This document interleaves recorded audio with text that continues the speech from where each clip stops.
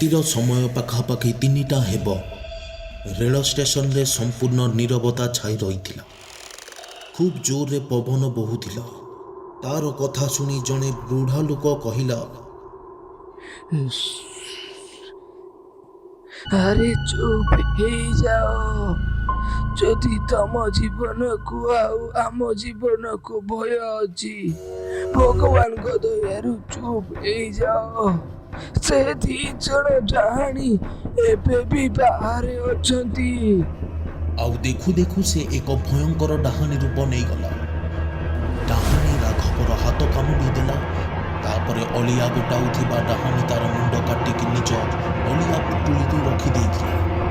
ରାଘବର ଚିତ୍କାର ଶୁଣି ଡବାର ସବୁ ଲୋକ ଉଠି ଯାଇଥିଲେ। ଆଉ ଟ୍ରେନର ସବୁ ଯାତ୍ରୀ ବହୁତ ଡରି ଯାଇଥିଲେ। ଟ୍ରେନ ଚାଲିବା ପରେ ସେଇ ବୁଢ଼ା ଲୋକଟି ସେ ସ୍ତ୍ରୀ ଲୋକକୁ କହିଲା, ଇଏ କିଛି ମାସ ତଳର କଥା। ସମ୍ବଲପୁର ଗାଁରୁ 2ଟା ଝିଅ ଆସିଥିଲେ।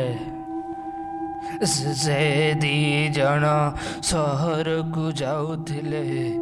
ସେ 2 ଜଣ